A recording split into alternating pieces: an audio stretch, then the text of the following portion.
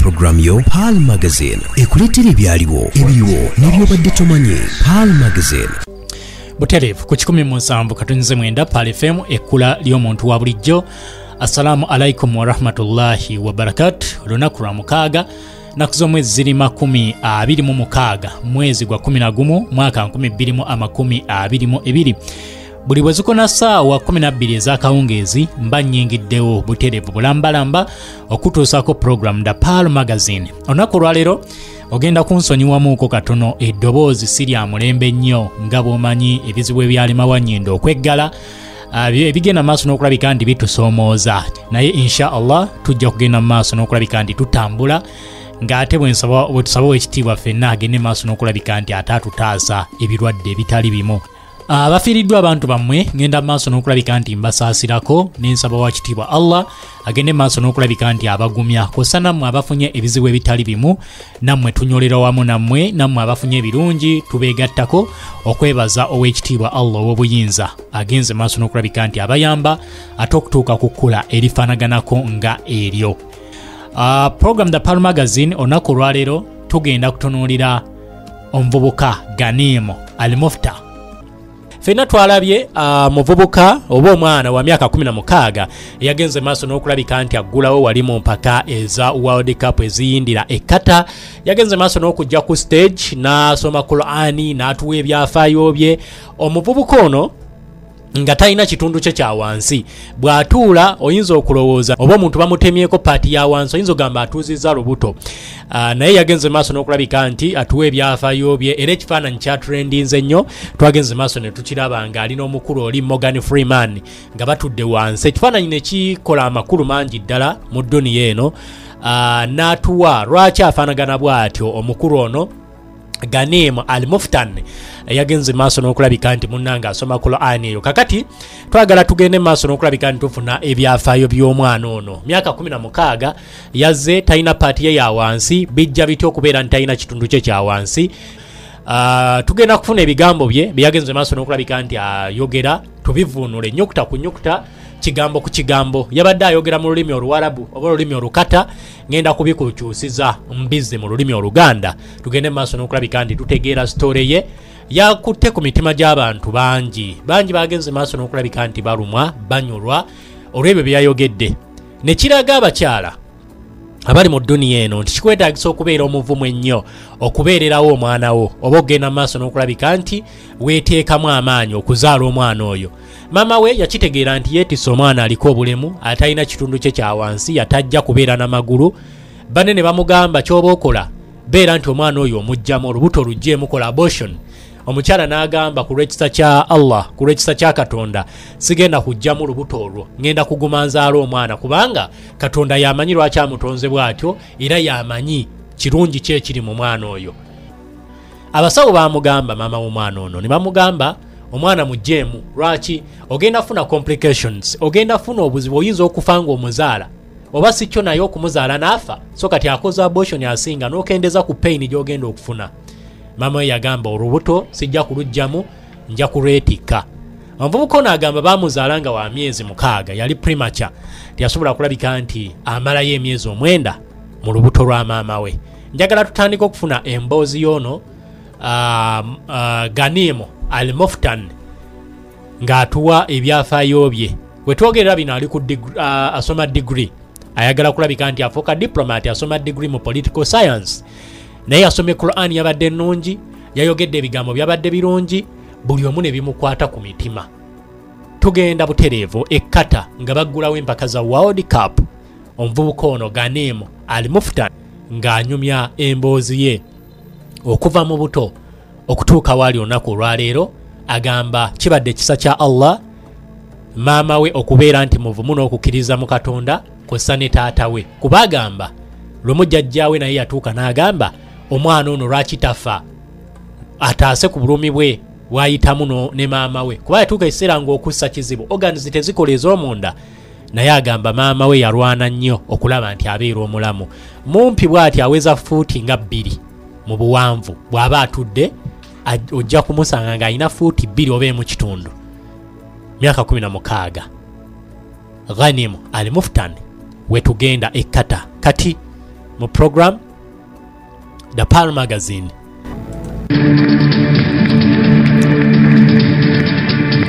Ghanem Al Muftan ayingirawo ku stage mu World Cup ng'asimbye ebibatu bye wansi, abantu ne bagenda maaso n'okulabika nti bakuba engalo bonna abamwegese amaaso mu bitaala nga bimukubyemu, ng'ayimiridde mu kispotlight ekya red oba ekiri mu langi emmyufu mu kanzu ye ng'anekanekanye bulungi ng'asibye n'omuge ateekako smile, ayimirira ng'ayimiridde ku bibatu bye bibiri kuba talina magulu, ekitundu kye ekya wansi kitudde wansi nga naye ebibatu bye bimuwaniridde, asimayiringa akyuka atunuulira abantu abamwegesa amaaso.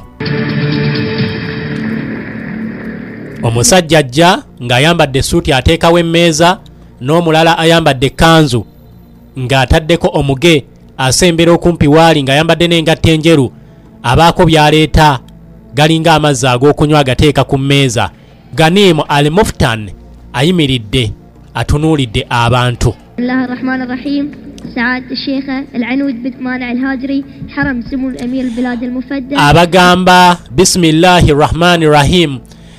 Kitiibwa kibeere eri Shaykha Aranud bint Man al-Hajjari, ng'agamba omukyala n'omwami bagende maaso n'okulabika nti Allah abateekako ekisa kyabwe, atandika okunyumya emboozi ekwata ku ye.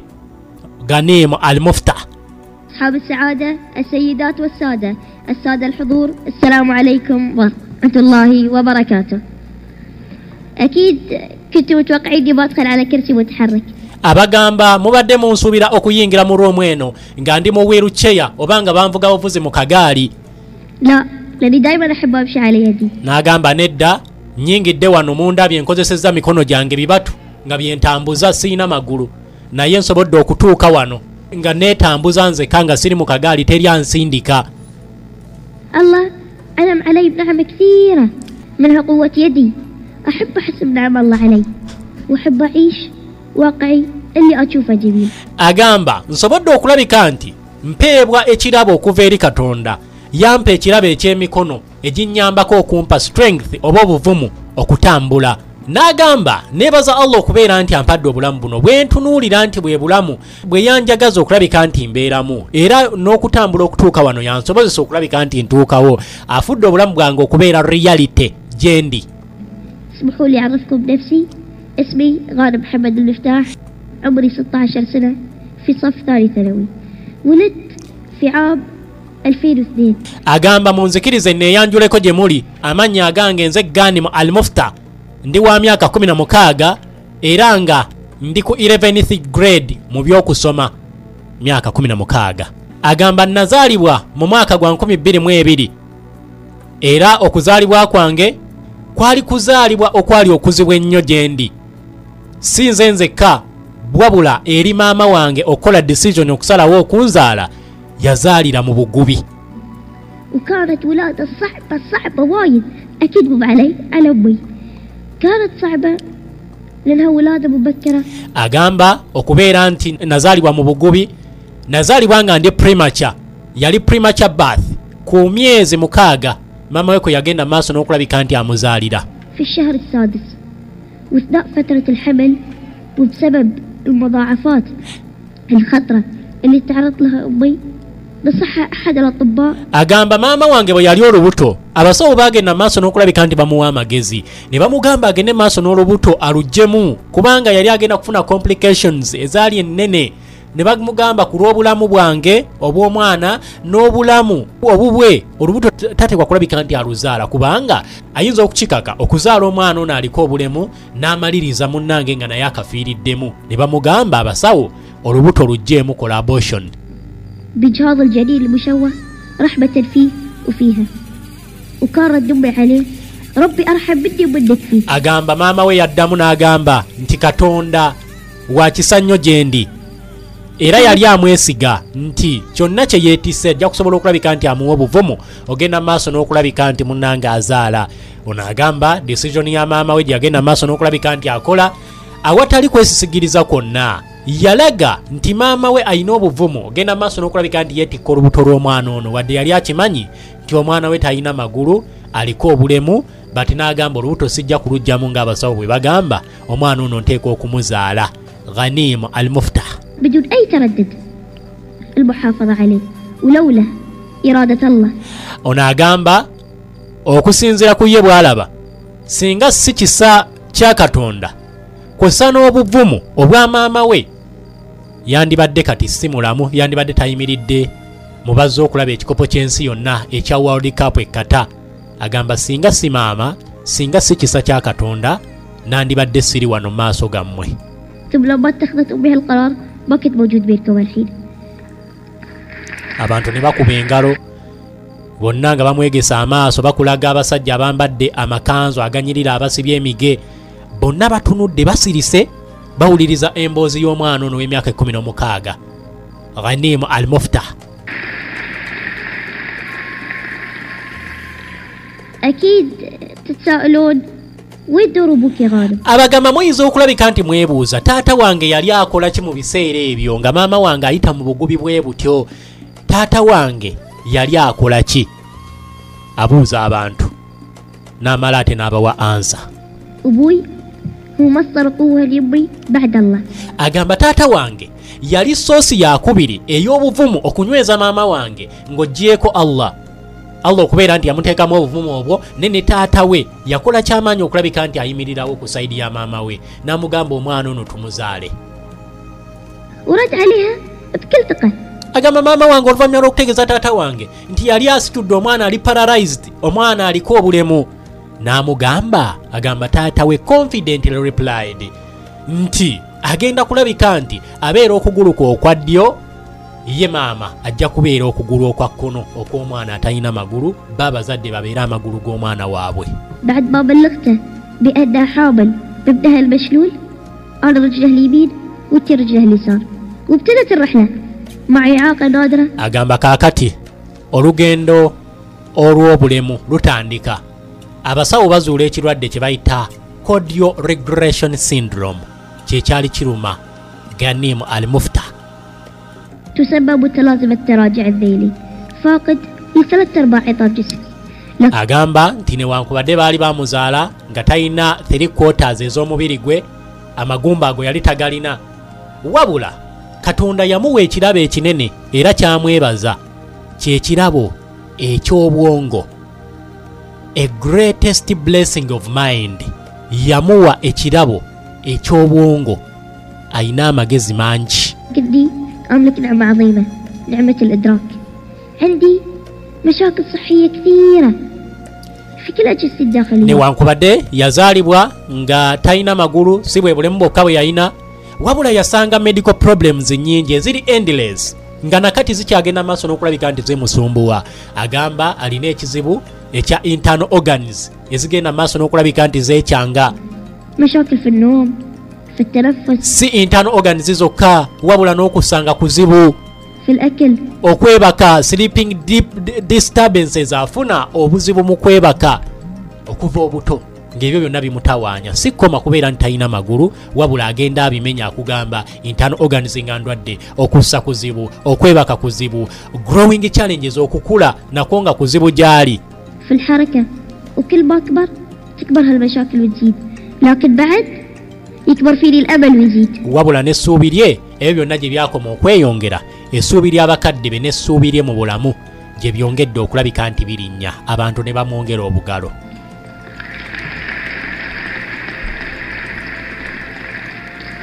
عمليات جراحية خطيرة كثيرة سويت. Agamba mbadde ne surgeries nnyingi eziri risike ku bulamu bwange era nga nkyetaaga surgeries endala mu future bagende maaso n'okulabika nti bannongoosa, ennongoosa ez'okuwaayo obulamu, ennongoosa ezitali nnyangu. Agamba abadde nazo ebbanga lyonna era bakyagenda maaso n'okulabika nti bamulongoosa ne waali awo.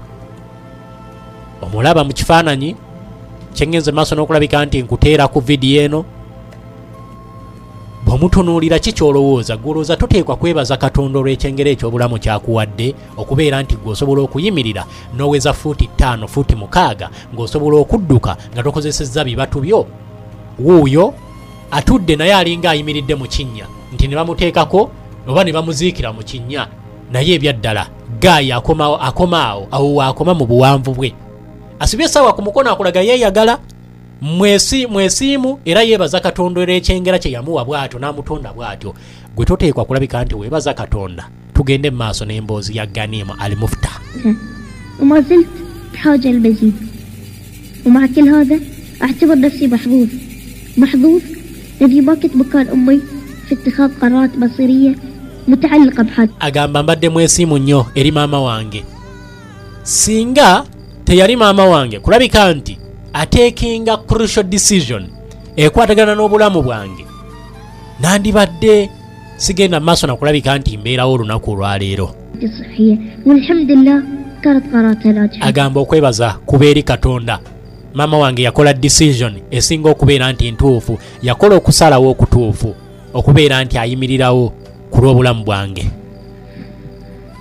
Akyuka asonga ku kifaananyi emabega bateekawo ku screen ekifaananyi ekyoleka akaana akato nga bakambaza ekikoofiira kali mu kumwenya bakataddemu akapiira mu kamwa kaako n'abagamba oyo gwe mulaba mu kifaananyi ali ku screen yenze nali wanna ku bbiri nga bakanzaala akaana akalabika obulungi naye nga kaseka naye ng'embeera y'obulamu bakulaga si kalamu. Agamba nali nseka mu kifaananyi ekyo maama we yakuba ekifaananyi n'akitereka mu myaka egya 12 omwana ono ng'alina ennaku 2 n'atereka ekifaananyi wali n'agamba ndikiraga omwana wange ng'akuze. Byonna bino emboozi gy'anyumya bye bigambo maama we bye yamugamba ebikwatagana ku bulamu bwe byonna abimanyi. N'abalaga ekifaananyi n'abagamba awo gwe mulaba nali nseka I was smiling. Agamba naye newankubadde nali nseka maama we yamugamba buli muntu yenna yakutunulangako mu kiseera ekyo yakwagalizanga kufa. Agamba naye akaana kano lwaki tekafa kubanga kyekyali ekirungi eri obulamu bwako kubanga kaali tekalina magulu kaali obulamu bwako organizi zonna zeekyangakyanga lwaki tekafa gwe maama mukazi wattu n'ofuna ku mirembe.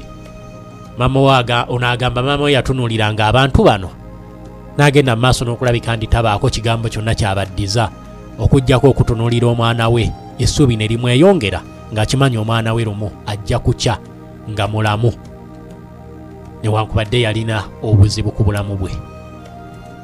الجميع استقبل قدومك للدنيا بتبدي الموت لك لأنهم يشوفون الموت أرحم من الإعاقة ولكنك استقبلت الدنيا بابتسامة. جدتي كانت من بين الناس. Kakati kituuka ewa jjajja agamba lumu jjajjaawo mukyala yagamba omwana ono lwaki Katonda obulamu bwe tabutwala n'abeera ntaddamu kulabika nti abonaabona tubeera mu malwaliro buli kaseera.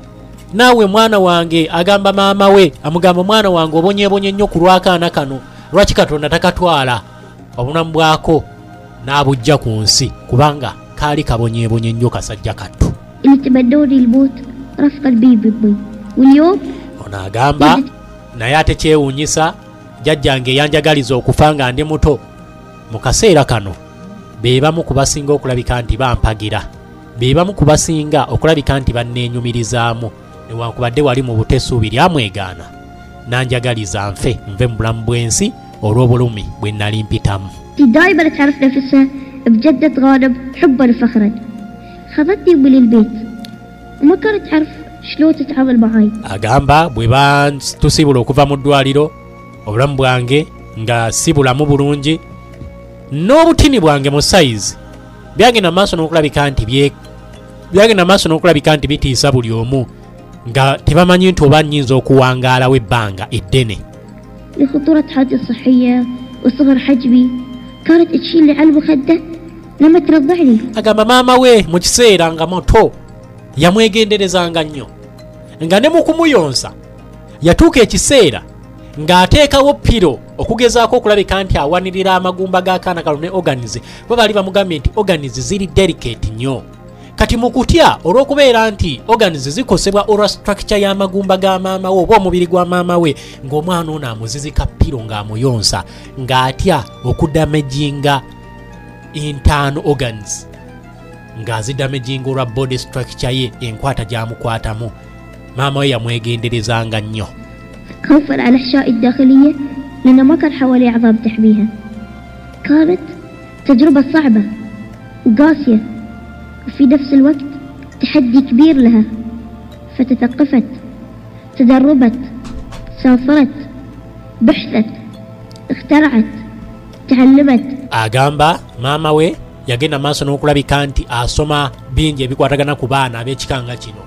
Yatambula engendo nnyingi, yanoonya, yayiiya, yasoma nnyo okulaba nti waakiri agenda maaso n'oku overcominga oba okweŋŋanga obstacles ezaali zisinkanya obulamu bw'omwana we kw'ossa n'obulamu bwe. Yeebuuzanga bingi, omwana w'ekikula nga kino nnyinza kulabika nti mukwata ntya? Byonna ng'abikola kufa kulaba nti Ganimu al-Mufta abeera mu dduniya eno. لتذليل الصعوبات التي تعرض لها، وأول هذه الصعوبات صغر حجمي. agamba obutono mu saizi yange, my movement, okutambula, okubeera independent mu kukola emirimu egy'enjawulo kyali kimwetaagisa okulabika nti akola nnyo, kubanga bye bimu ku byasooka okumukaluubirira mu bulamu. Mumpi, okutambula kwe kuzibu, tasobola kuyimirirawo ng'ali independent, okujjako okukozesa emikono gye egyatuukanga ne gikoowa ne gimufuuyirira. Be bimu ku kusoomoozebwa kwe yasanga mu bulamu. حركتي واعتمادي على الآخرين في أموري البسيطة في البيت، فتم تغيير كل المرافق فيه لتناسب احتياجاتي، فاعتمدت على نفسي في بعض أموري. yatandika okubeera independent ku lulwe ye nga ye, kubanga yalaba nti kyetaagisa era nga kyokka kye kijja okumuwa confidence. N'atandika okweyambisa emikono gye okusobola okwetambuza ye ng'omwana. وهالشيء عزز ثقتي في قدراتي. الحية، السمكة. Yasooka kulabika nti yeekulula mu buli kika kya reptile. Yagenda maaso n'okulabika nti yeekulula ng'omusota, ne yeekulula ng'ekyennyanja, n'amala n'atandika okubuukabuuka ng'ekikere, kuba yalaba nti okwekulula kumulemesa okubaako by'akola. Okweziringulira wansi ng'omusota kimulemesa okubaako by'akola mu bwangu. N'asalawo okutandika okubuukabuuka ng'ekikere, paka kati atambula nga kikere abuukira ku bibatu bye okusobola okulaba nti waakiri abaako ne kye yeekolera mu bulamu. الضفدع هذه بس ما كانت حية، هذه ألقاب ينادوني فيها الأطفال. ng'agamba abaana ku ssomero bonna baagenda maaso n'okulabika nti bamukazaako amannya ago. Abamu baamuyitanga musota, abamu baamuyitanga kikere, abandi ne bamuyita ekyennyanja.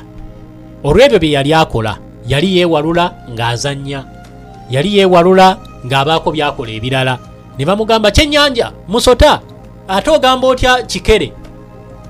N'awangalira mu bulamu bwe butyo, naye byonna bye baamuyita tewali kyamulemesa kulabika nti agenda mu maaso n'okweyambayamba ye ng'aliko obulemu.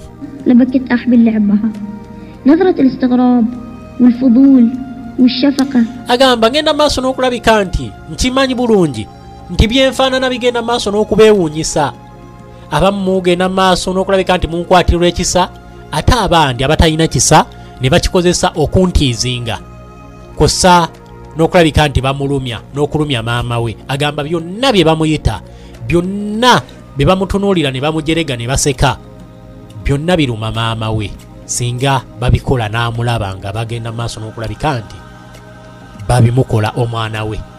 Naye agamba maama we tamudisappointingangako, oba ye okudisappointinga maama we ku mbeera gye balimu ng'onayina obulemu.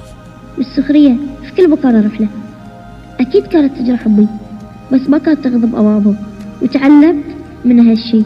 كان أمامها خيارين، يا إنها agamba maama we yalina choices bbiri ze yali ateekwa okulabika nti akola. Either okwaisolatinga omwana ono n'amugja mu bantu baleme kulabika nti bamwogerera ebisongovu ebyali biruma nnyina ye nga ye n'okumumalamu amaanyi.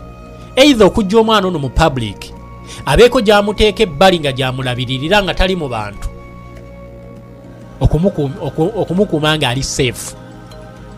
Choice ey'okubiri yali ki maama we gye yayina? تعزلني عن الناس علشان تحميني، وللأسف الشديد في بعض الأهالي يظنون عزل أبنائهم ذوي الإعاقة حماية لهم.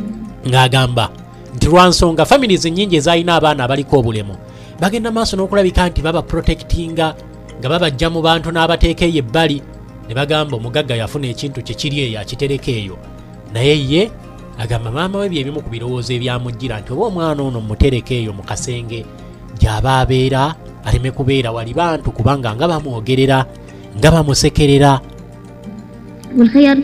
Choice eyokubiri yali yakugenda mu maaso omwana ono amuteeke mu society amu introducing eri society egende maaso n'okulabika nti either emwaniriza oba emurejectinga naye nga amutadde mu bantu abantu bagende maaso n'okulabika nti bamulaba bamumanyiiza amaaso.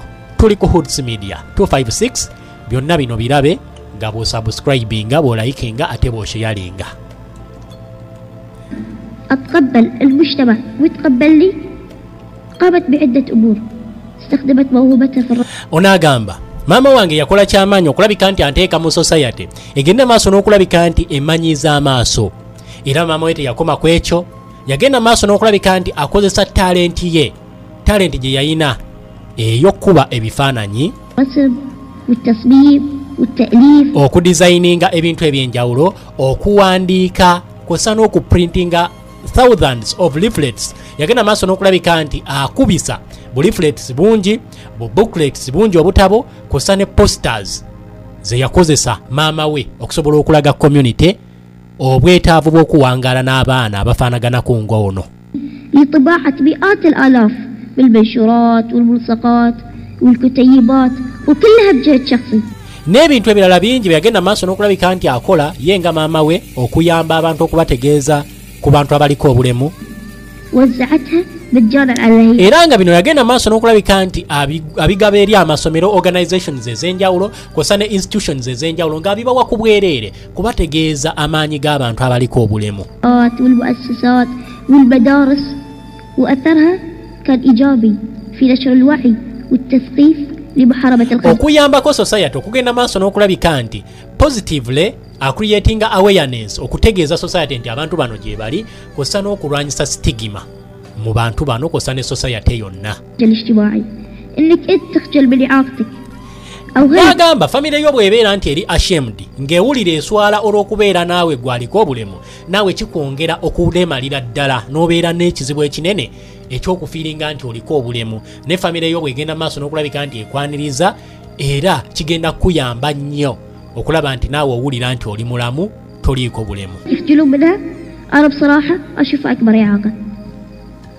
Abantu ne bakuba engalo bagenda maaso n'okulabika nti annyonnyola bino byonna byabadde mu kikopo ky'ensi yonna ekkata nga bakiggulawo ne baleeta oyo n'asoma Qur'ani ye bulungi n'agenda maaso n'okulaga abantu okuzimba obusobozi. Ekyo tukiyita kuzimba busobozi mu bantu okubalaga nti wadde olina obstacles ezikulemesa okubaako n'ekyotuukako but olina okubeera omuvumu olina okwewaayo okukola obutaweera obutassa mukka butassa mwoyo okutuukiriza ebirooto byo mu bulamu newankubadde ofaanana otya oba otya nawwa gy'ova si kikulu but kwekkiririzaamu ng'omuntu. Ghanimu Al-Mufta annyonnyola olugendo lwo olw'obulamu. من التجارب الجميلة اللي تعلمت فيها معنى العطاء والتواصل وقيمة الكلمة الطيبة وأثرها على الأشخاص ذوي الإعاقة والمرضى. Agamba nti experience gyayiseemu emuyambye nnyo okumuwa obuvumu okucommunicating oba okwogerako eri abantu abaliko obulemu n'ababuulira omugaso gwabwe n'abawa ekigambo ekibazaamu essuubi okulaba nti bamugaso eri community. Agamba tetwakomaawo nze nagenda maaso n'okulabika nti nkyalira amalwaliro nga ndi wamu ne maama wange era ne babaako ebirabo bye bawa abalwadde mu malwaliro. Ono aliko obulemu wa fuuti 2 mu buwanvu talina magulu yagenda mu malwaliro ng'agabira abalwadde ebirabo. Biki ebyali mu ddwaliro bye baamugamba ng'agaba ebirabo? Wuliriza. قدموا الهدايا البسيطة. أذكر في يوم من الأيام أحد المرضى تقول أول مرة تشوف معك. Agamba lumu nagenda maaso n'okulabika nti nkyalira eddwaliro gye twasanga omulwadde n'agamba maama wange nti neewunyiza nnyo gwe mulundi gwange ogusoose okulaba omuntu aliko obulemu ng'abaako byagabira abalwadde. Naye ffe tumanyi nti famire z'abo abaliko obulemu zibeerawo kusabiriza busabiriza basobole okuyamba abantu bano abaliko obulemu kw'ossa n'okulaba nti nabo babeera ku street eyo gye tuyita ku kubo ku nguudo nga bataddewo ebibatu byabwe wansi nga baagala ebibatu ebiri waggulu bigende maaso n'okulabika nti bibaako kye bibateeramu ne neewunyiza okulaba nti aliko obulemu naye asobola okujja mu malwaliro n'abaako byagabira abalwadde maama n'ayanukula دايما متعودين عليهم ياخذونهم ويسرهم وكان ردوا عليها رد عملي إن الأشخاص ذوي الإعاقة وأسرهم قادرين على العطاء ولهم agamba maama wange agenda maaso n'okulabika nti ayanukula omulwadde ono n'amugamba nti abantu abaliko obulemu kosa ne famirizi zaabwe nazo zisobola okubaako kye zikwata ne ziwaayo zisobola okuyamba society lwansonga nabano balina major role gye basobola okuzanya mu society obulema si buteesobola ate okubeera nti oli mulema tekikugjaako kuyamba balala nti gwe oteekwa okuyambibwa wekka bati osobola n'okuyamba ku bantu abalala bino byonna abikola maama we kutendeka bwongo bwa mwana we nti olina okuyamba ekyokubiri kugezaako kujja mentality mu bantu aba society nti omuntu aliko obulemu ye yateekwa okulabika nti afuna ye tabaako kyawaayo n'abagamba ne famire ezirina abaana abaliko obulemu zisobola okubaako bye ziwaayo ne ziyamba abantu دور فاعل كبير في المجتمع وذلك بإنشاء جمعية غانم agamba ye ne maama we baatandikawo Ganimuz Association ng'enegenda maaso n'okulabika nti egula wheelchairs negenda maaso n'okulabika nti eziwaayo eri amaka agalina abaana abaliko obulemu wheelchairs nnyingi agamba zaagabye under Ganimuz Association ku ndabika gy'alabika yaggulawo association ye egenda maaso n'okulabika nti eyamba abantu abaliko obulemu المتحركة في البيت ليس لها أي صفة رسمية agamba wheelchairs bagenze maaso n'okulabika nti bagaba oba obugaali obw'abantu abaliko obulemu babugabye mu malwaliro bagabye medical equipments eri abo abazeetaaga ab'enjawulo okugezaako okuyamba kuba amanyi kyayitamu n'abalala kye bayitamu توزيع مئات الكراسي المتحركة والأجهزة الطبية على المحتاجين لها والحمد لله لا زالت agamba مستمرة neebaza Katonda olw'okulabika nti ampadde obusobozi okuyamba n'okuwaayo المدرسة agenda ku ssomero بداية agamba eyo asanzeeyo obuzibu bungi ku ssomero obulamu bwe obw'essomero bufaanana butya Ganimu Al-Mufta gy'asanze obuzibu obw'amaanyi okyayagala okutegeera ku ssomero gy'abadde asomera obulamu abadde abutambuza atya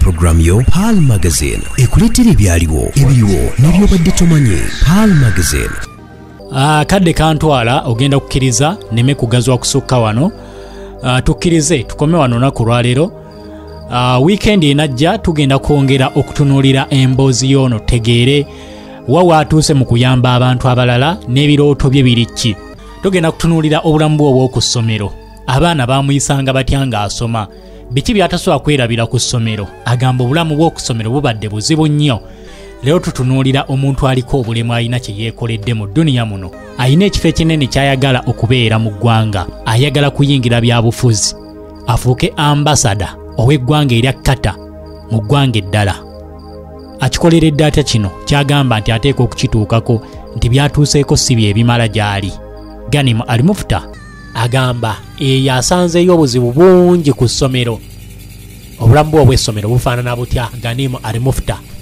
gy'asanze obuzibu obw'amaanyi okyayagala okutegeera ku ssomero gy'abadde asomera obulamu abadde abutambuza atya likinga subscribinga sharinga video etuuke ku bantu bonna tufuna kyakuyiga kye mu bulamu bwono olugendo lwonna gye tuvudde ebyakunyumiriza gwe omuzadde oyiga ki omwana oyiga ki gwali mu society oyiga ki n'oyo aliko obulemu biki byayiga naawe ataliiko obulemu biki byoyiga mu mboozi ya Ganimu Al-Mufta omukata eyazze n'ayogerako eri abantu abazze okulaba ekikopo ky'ensi yonna tugende ku bulamu bwe obw'okusomero دخولي فيها واجهت صعوبات كثيرة إدارة agamba ku ssomero eyo obulamu bwange bubadde buzibu nnyo bubadde buzibu المدرسة بتخوف أن قبولي يكون عبء عليهم agamba abakulembera essomero bakitegeera nti wendi era bagenze maaso n'okulabika nti bawulira okubeerawo kwange ku ssomero nga ebiseera ebisinga nalinga mugugu eri abasomesa ngambawo obuzibu n'abaana abalala be nasabanga munnyambeko ninnya madaala sigasobola munsituleko nga ndaba nti mbawa buzibu bannange be nasomanga nabo n'abasomesa ne administration y'essomero nga mbawo obuzibu obw'amaanyi nga ndi badeni gye bali. فجهزت أمي المدرسة لي مثل ما جهزت البيت. agamba maama wange yakola kyamaanyi okulabika nti akolagana n'essomero okugenda maaso n'okulabika nti bannyambako ku ebyo bye nali sobola kulabika nti nkola nga bwe yakolanga awaka ng'agamba ewaka muyamba bwe nti nannyonnyola ab'okusomero nabo ne bakola kye kimu okuyamba Ganimu Al-Mufta. بعض الأمهات رافضين دخولي لأن عيالهم يخافوا بشكل.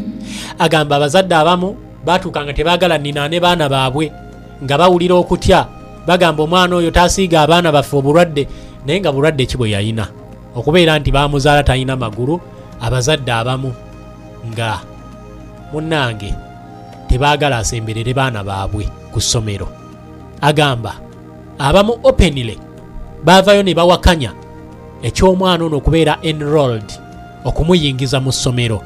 Agamba some parents and children were openly against my enrollment in school. Tebaayagala asomere mu ssomero eryo gye baamutwala era abazadde abasinga bagamba n'abaana baabwe akaakaana temukasemberera mukabeere wala kaliko obulemu ng'abazadde be bagamba abaana bakole ekyo.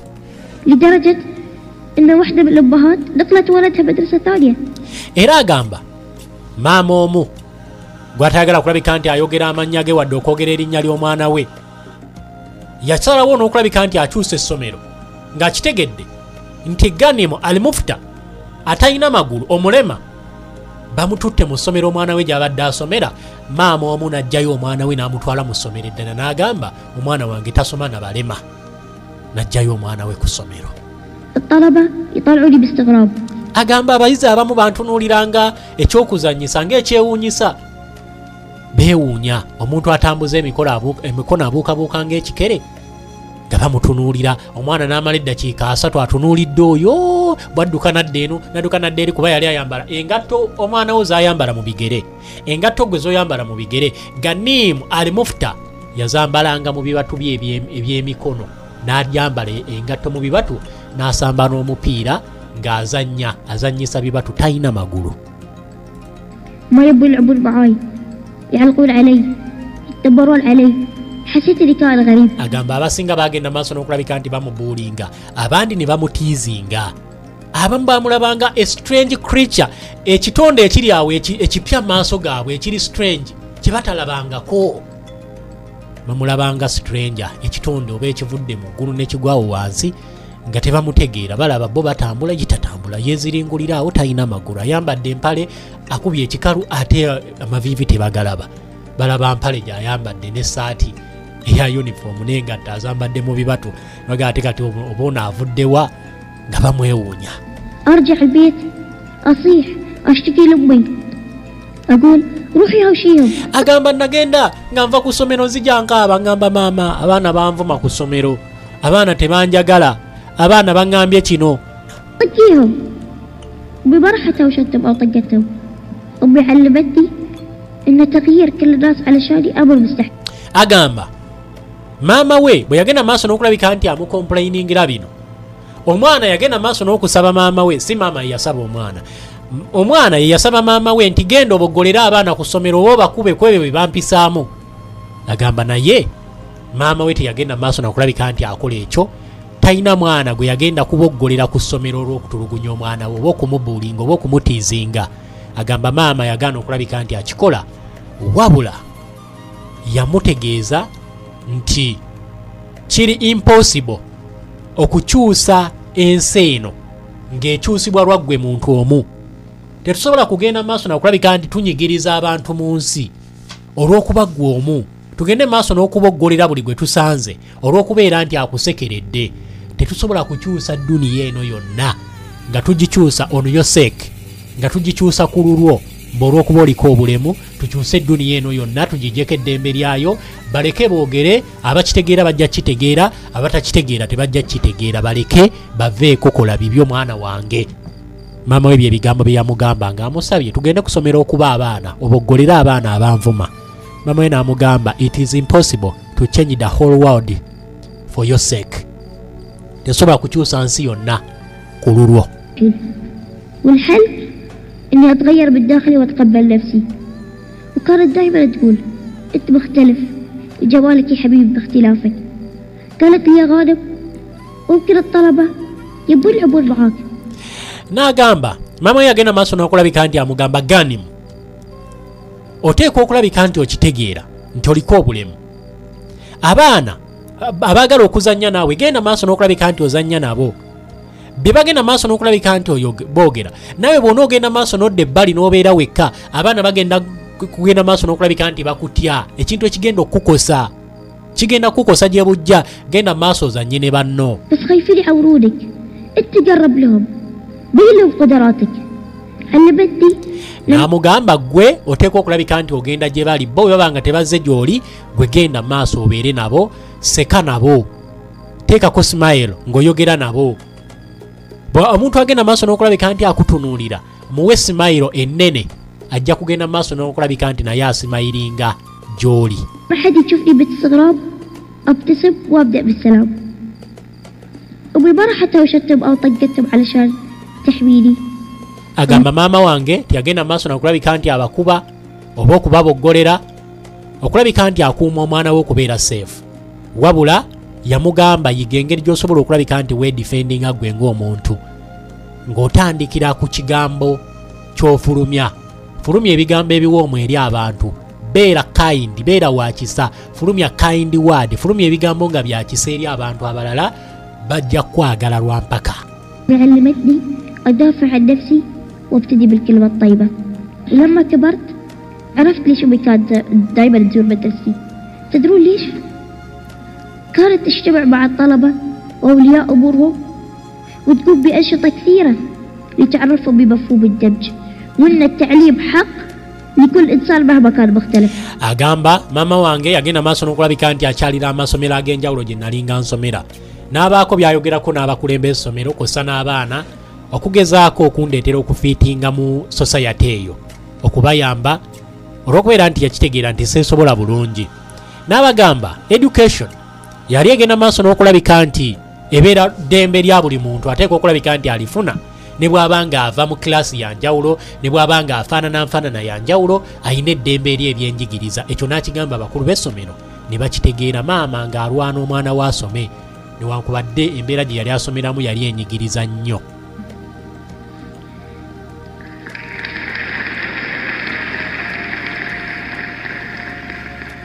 في هذه الرحلة اللي ذكرت لكم بكل صعوباتها. Agamba olw'obuzibu bwonna bwe nayitamu, okusoomozebwa okw'enjawulo, kw'ossa ne memories ennungi zagenda maaso n'okulabika nti afuna mu bulamu bwe.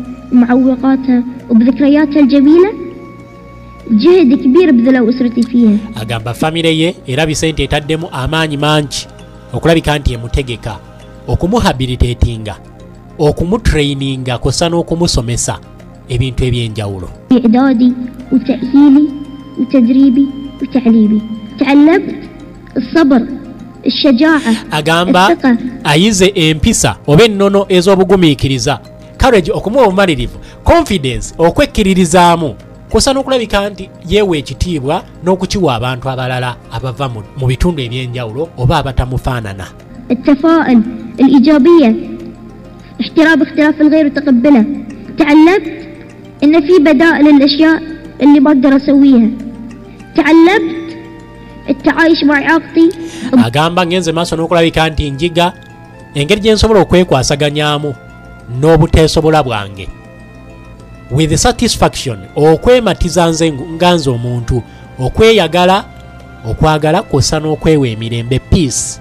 Yeewa emirembe ye nga ye, n'emirembe n'agenda maaso n'okulabika nti agiwa abalala. Yeeyagala ye nga ye n'okwagala abalala. Yekkusa ye nga ye n'okukkusa abalala.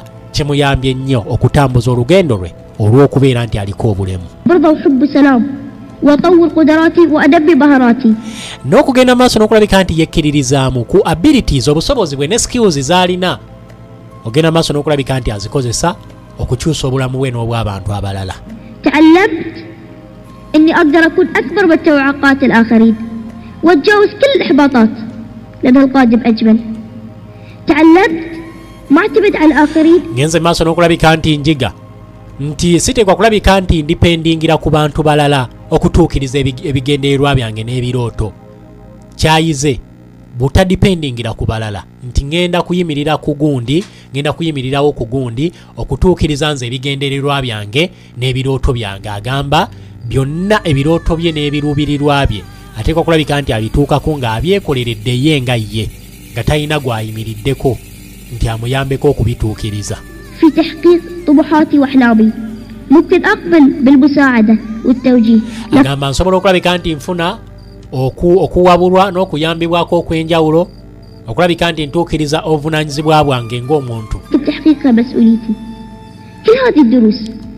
agamba bino byonna byengenze maaso n'okulabika nti mbagamba lessons zengenze maaso n'okulabika nti njiga n'ebyo byagenda maaso n'okulabika nti binsomesebwa maama wange ne taata wange. عظيمة وأب عظيم قدموها لي بشكل عملي وتطبيقي وليس بالنحس والإرشاد فقط. إعاقتي ما منعتني من ممارسة كل أنواع الرياضات. agamba obuteesobola bwange tebubangako muziziko gunnemesa kulabika nti nkola emirimu egy'enjawulo gye njagala okulabika nti nkola. منها السباحة، nsobola okuwuga, التزحلق على الجليد، nsobola okuzannya basketball, كرة السلة، nsobola okuskatinga skateboarding, nsobola okulabika nti mbizannya, السكيت بورد، nsobola okuvuga eggaali, الدراجات، nsobola okuvuga endogoyi. agamba byonna abisobola okulabika nti abivuga. asobola okuvuga endogoyi, asobola okuvuga eggaali, asobola okukola skateboarding, ركوب الخيل، سلق جبل شمس 3000 متر. agamba nsobola okulinnya ensozi n'empalampa ensozi eziweza meters 3000 nga nzirinnya waggulu nsobola.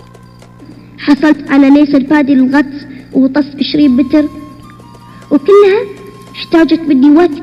agamba bino byonna byanneetagisa akadde akawerako kosa n'okuteekamu amaanyi n'okukola training ey'amaanyi okulaba nti mbikola n'okozesa special equipments ebyuma ebyenjawulo ebiyinza okunnyambako okukola ebyo. agamba ku sayizi ye gy'alina eya fuuti 2 asobola okulinnya olusozi, asobola okuvuga eggaali, asobola okuwuga, asobola okuskateboardinga. tuulakuba obuskate ne bugenda maaso n'okulabika nti bumutwala. era mu vidiyo ez'enjawulo ngenze maaso n'okulabika nti mulaba ng'agenda maaso n'okukola ezo skateboard, ng'agenda maaso n'okulabika nti azitambulirako oba azivuga. ono Ghanima Al-Muftah. جهد للتأهيل وللتدريب ومدربين خاصين وأجهزة خاصة صنعوها لي وأقول لكم حاولت وفشلت. agamba ekyamazima ngezezzaako naye nennemererwa anti mpaka bwe ntuuse nga nsobola okubeera successful mu ekyo kyengezezzaako. okuvuga eggaali yagezaako nga bwe mulema, okuwuga yagezaako nga bwalemwa, n'asigala nga training era ng'agezaako paka bwe yafuuka perfect mu ebyo n'asobola okulabika nti abikola nga n'abataliiko bulemu abamu bibalema naye ye yagenda maaso n'okulabika nti abikola. وبعد حاولت وفشلت وبعد حاولت وفشلت لحد ما تمكنت وصرت محترف في معظمها. إنجازات كثيرة حققتها بفضل من الله ثم جهدي ودعم أسرتي. agamba olw'ekisa kya Katonda kw'ossa n'obuyambi okuva mu famire ye n'obuyambi okuva mu ggwanga lye وطني. asobodde okulabika nti atuuka ku bingi. أدير شركة خاصة بالآيس كريم. ebimu ku achievements zagenze maaso n'okulabika nti afuna ne bakuba engalo. أدير شركة خاصة agamba ezimu ku achievements zengenze maaso n'okulabika nti nfuna oba ebimu ku byannaggwano bye ntuuseeko. فيها 60 موظف. agamba ngenda maaso n'okulabika nti nkola business eya ice cream, arwaninga company ekola ice cream. أصبحت والحمد akozesa abantu 6 ba employees be yawa emirimu mu kampuni ye. agamba neebaza Katonda لله محاضر في الجامعة. olw'okubeera nti anfudde omwogezi omulungi mu universities ez'enjawulo, amasomero ag'enjawulo ne conferences ez'enjawulo. والمؤتمرات والمدارس وأصغر متحدث في الأمم المتحدة لأعمال إنسانية كثيرة شخصية وعامة مع جهات رسمية في agamba kw'ossa n'okulabika nti asobodde ye nga ye kw'ossa ng'akolagana n'abantu abalala okulabika nti abaako by'ayamba abantu mu ggwanga lye erya Qatar kw'ossa n'abantu abali ebweru w'eggwanga erya Qatar. دولة داخل وخارج قطر حصلت على جوائز والقاب عديدة. agamba afunye awards nyingi kosa n'ebitiibwa bingi بالحكام وقادات ebimuweereddwa abakulembeze ab'enjawulo ab'amawanga ag'enjawulo kosa ne ba rulers abafuzi mu bitundu eby'enjawulo. أنا سفير اللواء الحسنة وسفير فخري. agamba singa Katonda abeera nti amusobozesezza okulabika nti abaako ne byatuukako, asobodde okulabika nti asisinkana ba ambassadors ab'enjawulo ate nga naye akyagala okubeerako waakiri ambassador, kw'ossa ne ba officials bangi basanze era n'abeegomba. الكثير من الجهات الرسمية في الدولة أصبحت والحمد لله ملهم. agamba asobodde okuinspiringa oba okuzzaamu amaanyi abantu bangi, miliyoni ne miliyoni z'abantu ku social media abamugoberera basobodde okulabika nti bamukkiririzaamu era ne batwala enjiri ye. لملايين البشر على برامج التواصل الاجتماعي وما ذكرت كل هالاشياء علشان n'agamba bino byonna sibyogera kugezaako kulabika nti mbeewaanirako, wabula okubalaga nti omuntu osobola okubeera determined n'okubalaga obuvumu bwe n'okwagala kwe okukola ebintu eby'enjawulo mu society. Abagamba bino sibibagamba nti mbeewaanirako, siri mu kweraga, naye ngezaako kubalaga determination yange ne will, okwagala okubaako kyennyamba mu society.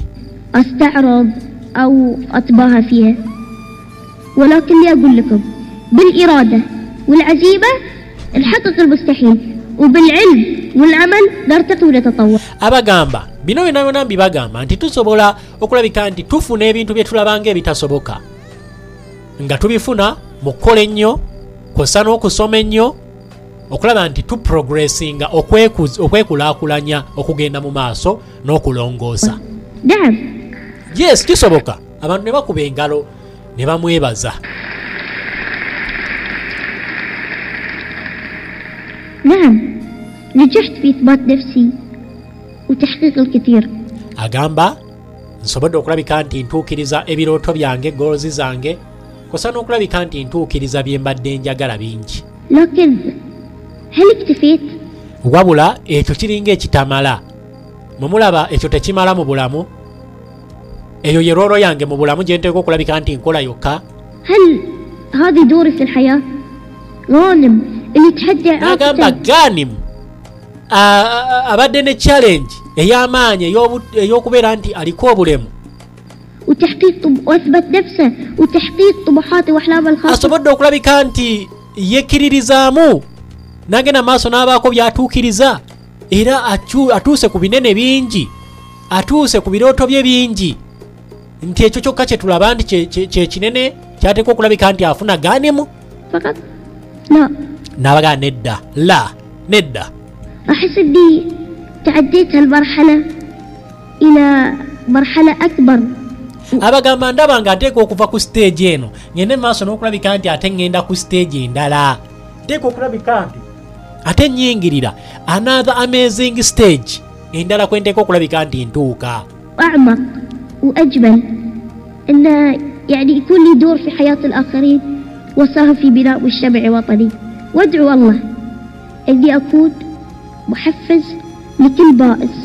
n'abagamba nteekwa era nsuubira nti nja kubeera motivator, omuntu azzaamu essuubi eri abantu bonna abali miserable, abasobeddwa, abatalina lugendo, abalabanga abakomye. nteekwa okulabika nti mbazzaamu essuubi, bamotivatinge, basituke batambule, bakole ebyannaggwano. ملهم لكل مغامر. n'agamba njagala okulabika nti nkola inspiration, njagala okulabika nti nkola inspiration oba nfuuka inspiration eri abantu ab'enjawulo.